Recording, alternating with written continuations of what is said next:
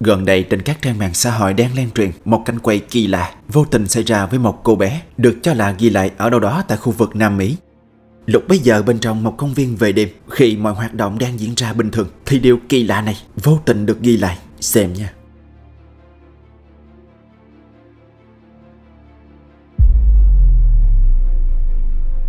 Trên khung hình lúc này là một cô bé đang vui vẻ chạy qua công viên. Nhưng vì một lý do nào đó, bé gái kia đã khựng lại dưới chân. Rồi thì sau đó, điều kỳ lạ này xảy ra với cô bé.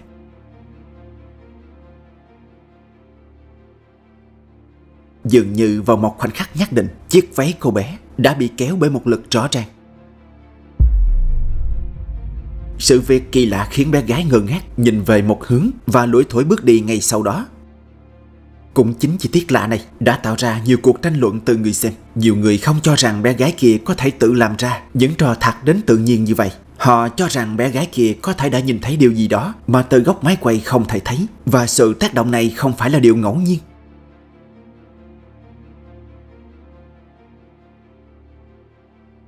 Tuy nhiên, có những ý kiến hoài nghi lại cho rằng rất có thể váy của cô bé đã vô tình vướng vào một sợi dây hoặc bị ảnh hưởng bởi một cơn gió, và vì khung cảnh khá tối nên mắt thường không thể nhìn rõ. Dù vậy, nhưng khi phân tích kỹ video, một số người cho rằng nếu là gió hoặc vật cản thì chuyển động của váy và phản ứng của bé gái dường như vẫn chưa đủ sức thuyết phục, bởi phản ứng khựng lại của bé không đến từ ngẫu nhiên, mà như thể có điều gì đó đã thu hút ánh nhìn của cô bé từ trước đó. Ngoài các yếu tố vật lý, cũng có giả thuyết cho rằng đây có thể là phản xạ tâm lý tự nhiên khá phổ biến ở trẻ nhỏ khi chúng hoạt động trong môi trường thiếu sáng hoặc bị ảnh hưởng bởi những tiếng động không rõ nguồn gốc. Nói tóm lại, đây là một tình huống chưa thể kết luận rõ ràng, và cho đến hiện tại vẫn chưa có lời giải thích chính thức nào được đưa ra. Nhưng với góc nhìn của bạn thì sao? Phải chăng tất cả chỉ là chuỗi trùng hợp tự nhiên, hay có một điều gì đó đang diễn ra mà chỉ có bé gái kia nhìn thấy? Sau cùng, mọi quyết định, mọi câu trả lời vẫn thuộc về góc nhìn từ bạn.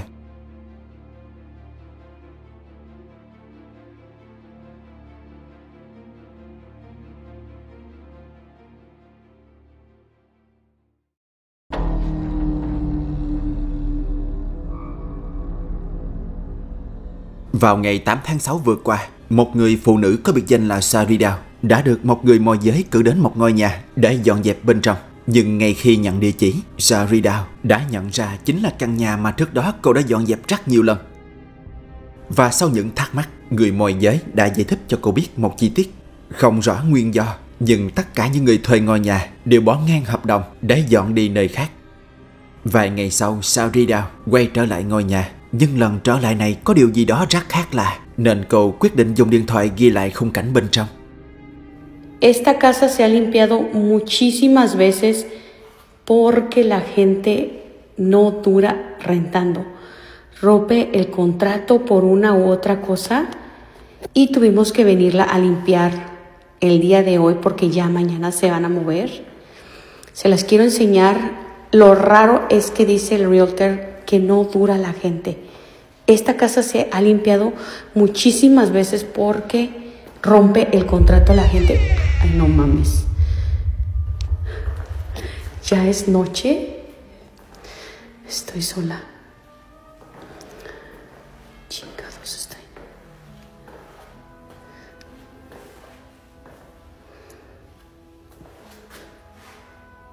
No hay nada. Esta pinche casa la han rentado un chingo de veces y no sé por qué rompe el contrato a la gente. Ay, no, déjenme regresar, sí, porque me dio cosas a la pinche puerta. Trong khi đang bàn luận về ngôi nhà, bất ngờ cánh cửa ở phía bên kia từ nó mở ra. Sarida cho biết bên trong ngôi nhà lúc bấy giờ chỉ có mình cô, nên việc cánh cửa trong một không gian khép kín có thể tự mở ra như vậy là điều khó tin. Nhưng cảnh tượng đó không phải là điều kỳ lạ duy nhất đã từng xảy ra trong ngôi nhà đó. Khi Sarida lùi dần ra khỏi khu vực đó, cô ấy đã vô tình bước vào một nơi tăm tối khác. ¿Te imaginas? Para que la gente rompa el contrato acá es porque de plano no aguantan a vivir aquí. Y ahorita les voy a enseñar lo demás para allá. Déjenme prender la luz. ¿Dónde está la luz acá? Chingada madre.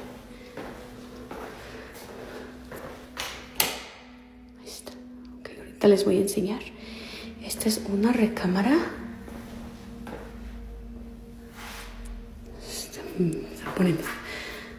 Se está poniendo ahorita tenso.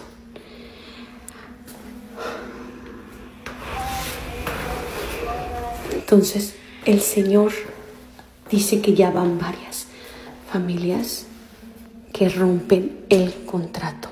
Điều kỳ lạ là trong khi ghi hình Saudi Down không hề nghe thấy những âm thanh kỳ lạ kia, mặc dù giống như chúng đang phát ra khá gần cô.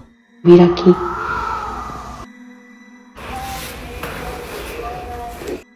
Âm thanh này giống như là gió luồn qua khe hở. Mira aquí. Y ahorita les voy a enseñar. Riêng những âm thanh này giống như tiếng thì thầm của ai đó. Entonces, người phụ nữ không hiểu vì sao mình không thể nghe thấy những âm thanh lạ đó bằng tai, như thể chúng chỉ được nghe thấy bên trong video mà thôi. Nhưng một lúc sau, chính tai Saudi Down bắt đầu nghe thấy dường như có những tiếng động lạ vang ra đâu đó gần cô. Tò mò, cô đi kiểm tra một vòng. Iba a dejar grabando, pero la neta ya me está dando cosa. Se escucha el ruido para acá. No sé qué sea. Escuché mucho ruido. Yo creo que me voy a tener que ir. Khi đó bên trong một căn phòng, dường như có một thứ gì đó đang lấp ló sau ngưỡng cửa ra vào. Nhưng có lẽ người phụ nữ không nhìn thấy điều đó, nên cô không bước vào trong. Đến khi cô trở lại căn bếp, điều này xảy ra. Tengo que ir a apagar las luces de ella porque se está poniendo ya. Ay, no. Creo que voy a regresar mañana mejor. Yo me voy a la chinga. Esa pinche luz, la de acá la tengo que apagar. Một cánh cửa tủ đã tự mở ra ngay khi Saudi Down nhìn về hướng đó. Sự việc kỳ lạ xảy ra đúng lúc, đúng thời điểm, khiến người phụ nữ không còn đủ can đảm để tiếp tục cuộc tìm hiểu, nên cô quyết định rời đi, sáng mai quay lại. Chỉ trong một khoảng thời gian ngắn, người phụ nữ đã tận mắt chứng kiến những điều kỳ lạ không thể giải thích, nên cô ấy cũng mơ hồ đoán được phần nào vì sao người ta đã bỏ ngang hợp đồng, dọn ra tìm ngôi nhà mới để sống. Nhưng với những người xem hoài nghi, họ không cho đó là những lý do chính đáng để rời khỏi ngôi nhà, vì những gì xảy ra trong video của Saudi Down đều có thể giải thích được. Có thể do cấu trúc hoặc thiết kế của ngôi nhà làm cho những vật dụng bên trong bị nghiêng, và đến khi chúng không còn được giữ vững, tự động chúng sẽ rơi hoặc tự mở ra như những cánh cửa này. Và còn những âm thanh thu được kia có thể là tiếng vọng, tạp âm hoặc nhiễu sóng thu âm, điều vốn không hiếm với các thiết bị ghi hình nhỏ. Dù bạn tin vào yếu tố nào thì sự thật chưa có ai đưa ra được lời giải thích hoàn toàn thuyết phục cho những chi tiết trong video, đặc biệt phân cảnh giống như có thứ gì đó đang lấp ló sau ngưỡng cửa này. Nhưng chốt lại, bạn có suy nghĩ gì sau khi xem qua cảnh quay kỳ lạ này không? Phải chăng mọi chuyện xảy ra chỉ là sự ngẫu nhiên, hay có điều gì đó thật sự bất thường đang tồn tại bên trong ngôi nhà ấy, khiến cho nhiều người bỏ ngang hợp đồng? Mọi suy nghĩ, mọi ý kiến từ bạn sẽ là then chốt để mở ra những cánh cửa của sự thật. Ay, no. Creo que voy a regresar mañana.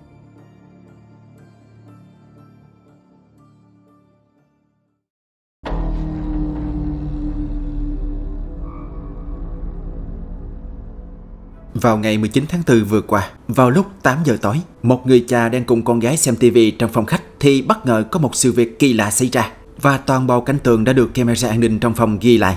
Và đây là đoạn video gây nhiều tranh luận kể từ khi nó được chia sẻ lên Internet.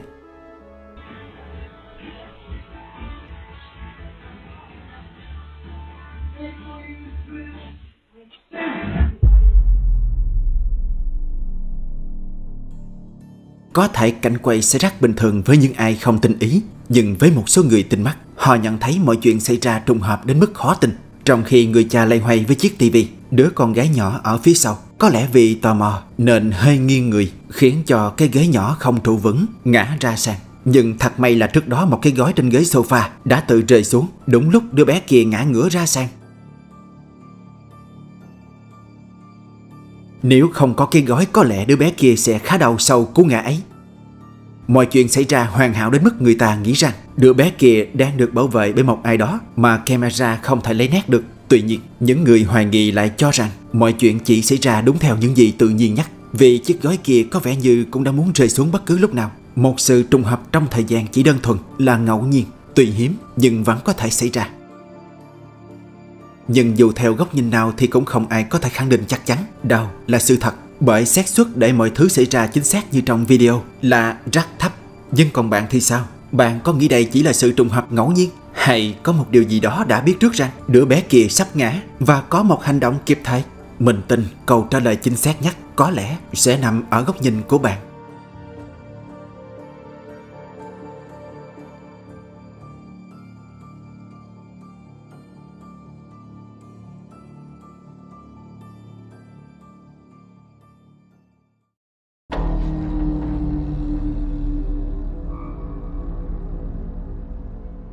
Vào một buổi chiều khoảng hơn 1 giờ, một người mẹ có tên là Christine đã đặt cô con gái nhỏ vào trong củi để bé có thể tự chơi một mình trong lúc cô tranh thủ làm việc nhà ở tầng dưới. Vào hôm xảy ra vụ việc kỳ lạ, Christine đang giặt quần áo dưới lầu. Riêng cô bé thì chỉ ở một mình trong phòng. Nhưng có điều gì đó trong cảnh quay sau đây đã khiến Christine phải suy nghĩ rất nhiều.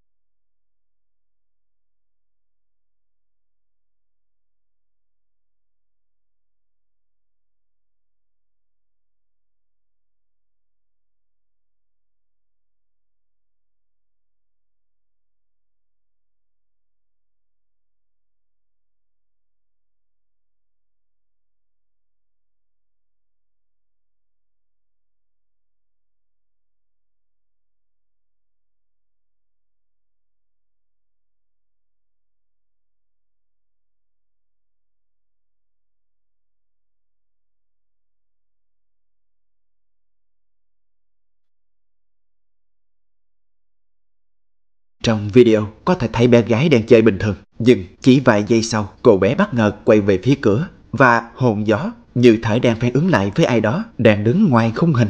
Điều kỳ lạ là vào thời điểm đó Christine xác nhận không có ai khác trong nhà ngoài cô và con gái. Vậy cô bé đã hồn gió với ai? Khi theo dõi tiếp đoạn video, Christine còn chú ý đến một chi tiết khác. Một món đồ chơi đặt cạnh củi đã có dấu hiệu di chuyển bất thường, và khi bé gái cầm món đồ chơi lên, hành động của bé giống như đang tương tác với một người thứ ba nào đó, dù trên khung hình không có ai khác. Sự việc đã khiến Christine hoang mang, nên cô quyết định đăng tải thêm một đoạn video này nhằm để cung cấp thêm bối cảnh về căn phòng để giúp người xem hiểu rõ hơn điều gì đã xảy ra. Okay, so this is my daughter's playpen that she was in when the bottle thing happened. So she was standing right here. The stem would have fallen about here. And as you can see, like directly in front of that on the other side is the toy bin where the bottle had landed. It landed about here.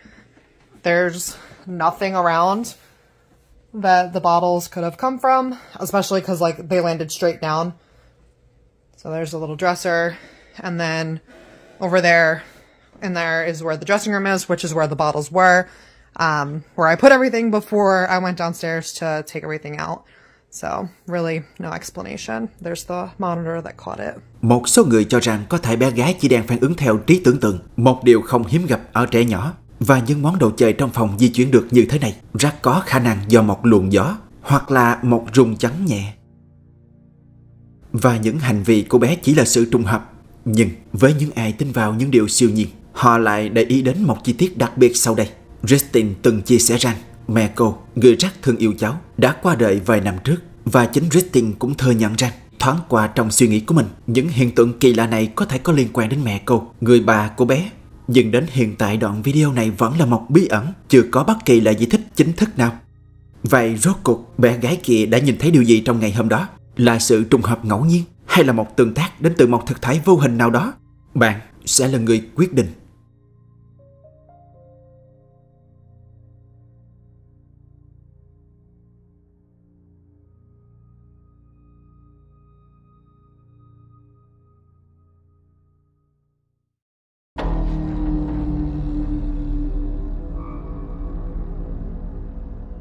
Trong khi làm việc tại một bệnh viện, Daniel, một nhân viên y tế, đã ghi lại một trong những hiện tượng kỳ lạ mà anh từng nhiều lần vô tình chứng kiến, nhưng cho đến nay vẫn không có lời giải thích rõ ràng. Một đêm gần đây, khi đang một mình đi giao thuốc cho các bệnh nhân, Daniel bất ngờ nhìn thấy một điều khác lạ xảy ra với một cánh cửa trong hành lang. This door keeps on opening and closing.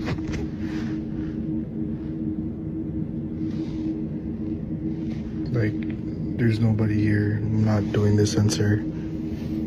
But it keeps on opening and closing.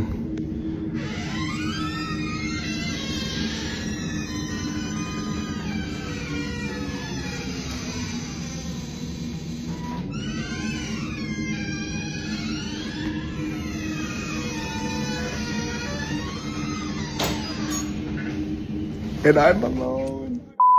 Alone.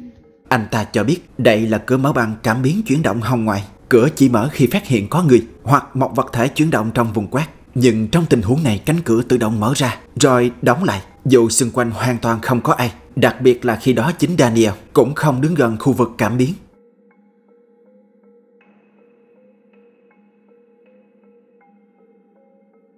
Tuy nhiên, không ít người xem tỏ ra hoài nghi. Họ cho rằng vì môi trường bệnh viện thường yên tĩnh và nhạy cảm nên dễ tạo ra cảm giác bất an, khiến Daniel cũng như những người xem có xu hướng liên tưởng đến những điều bất thường. Bên cạnh đó cũng có một số ý kiến nhận định rằng có thể cánh cửa kia đã gặp trục trặc kỹ thuật. Trên thực tế, các hệ thống cảm biến hồng ngoại nếu gặp sự cố nhiễu tín hiệu hoặc đặt sai góc quát đều có thể tự động kích hoạt dù không có người thật sự đi qua. Dù là lỗi kỹ thuật hay trùng hợp, cho đến hiện tại, Daniel vẫn chưa tìm ra lời giải thích thỏa đáng. Và đoạn video này vẫn là chủ đề được thảo luận khá nhiều trên các trang mạng xã hội. Nhưng với góc nhìn của bạn thì sao? Bạn có nghĩ cánh cửa kia hoạt động bất thường như vậy là do lỗi kỹ thuật không? Hay có điều gì khác thường đang xảy ra? Nếu được, bạn có thể đặt lại suy nghĩ của mình bên dưới, vì biết đâu góc nhìn từ bạn sẽ là một ý kiến được đánh giá cao.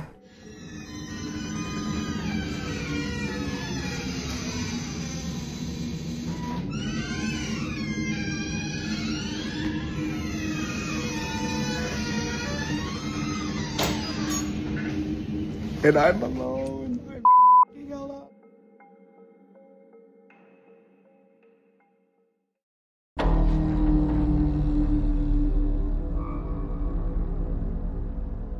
Một hôm trong một chuyến đi săn như mọi khi, Nick và Tech đã vô tình có những trải nghiệm vô cùng kỳ lạ. Nhưng trước khi đi sâu vào nội dung, mình xin nói rõ, video này không chứa bất kỳ phân cảnh bạo lực nào, không có người bị thương và cũng không có dấu hiệu của bất kỳ hành vi phạm pháp nào được ghi lại. Những gì được trình bày sau đây hoàn toàn nằm trong phạm vi chia sẻ trải nghiệm thực tế của hai nhân vật, không mang tính giật gân hay suy diễn. Ngày hôm đó, trong lúc đi săn tại một khu vực hẻo lánh thuộc bang Missouri, Hoa Kỳ, Nick và Tech bất ngờ nghe thấy một loạt tiếng động lạ, giống như tiếng súng và tiếng la hét của ai đó từ xa vọng lại. Ngay lập tức cả hai dừng lại, bật máy quay để ghi lại những âm thanh kỳ lạ ấy.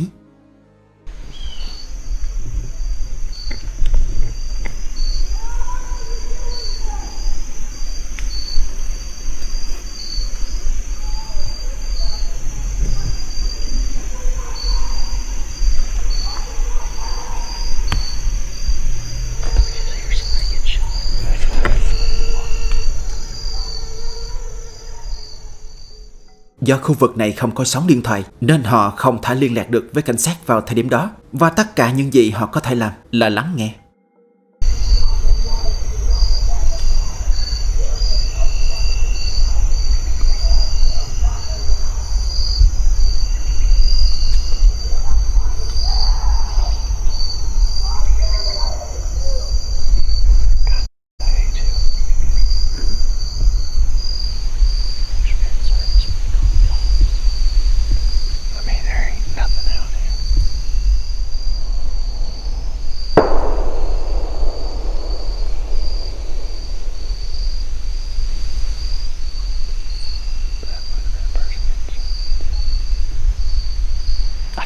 Chills all down my back.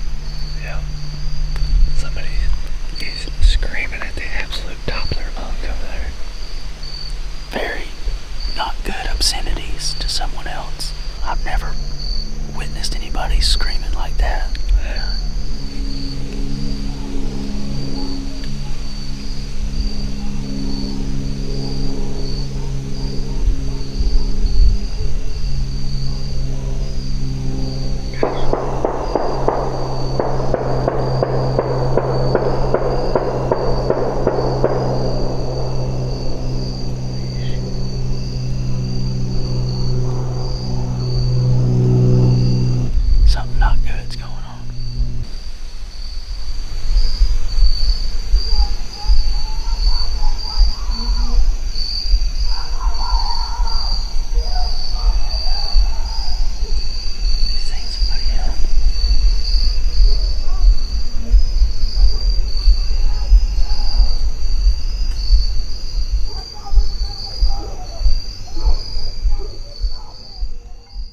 Lần này những âm thanh kia trở nên dồn dập và rõ hơn, nên họ quyết định thử gọi cảnh sát thêm một lần nữa, nhưng vẫn không được.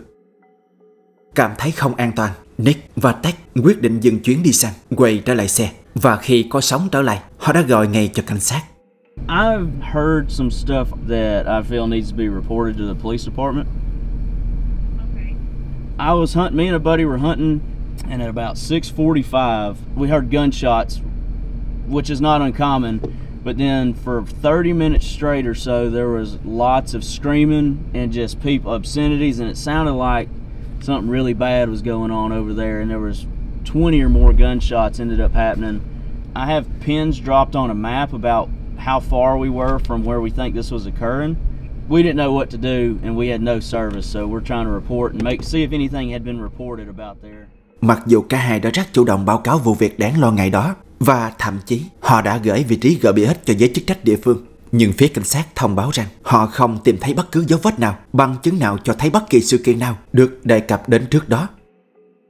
Phải chăng những gì Nick và Ted nghe thấy chỉ là một màn kịch được dựng trước, giống như đó là một phân cảnh trên phim trường đang được diễn xuất bởi các diễn viên, hay là một ai đó đang cố la hét như là một cách giải tỏa tâm lý, hoặc là một điều gì đó nghiêm trọng hơn nhưng chưa được phát hiện? Đến hiện tại, những gì xảy ra trong chuyến đi săn hôm ấy vẫn chưa có câu trả lời chính thức. Nhưng còn bạn thì sao? Bạn nghĩ điều gì thật sự đã xảy ra trong khu rừng Missouri hôm đó? Hãy để lại góc nhìn thực tế của bạn bên dưới, vì biết đâu bí ẩn này sẽ được gợi mở từ chính suy nghĩ của bạn. I've never witnessed anybody screaming like that. Nếu bạn thấy những phân tích này hữu ích, ngay trên màn hình bên trái là playlist với những video cùng chủ đề. Hãy chọn vào đó để khám phá tiếp. Và đừng quên đăng ký kênh, bật chuông để không bỏ lỡ video mới mỗi tuần. Chúng ta sẽ gặp lại nhau ở video tiếp theo với nhiều dữ liệu kỳ lạ và đáng phân tích hơn nữa.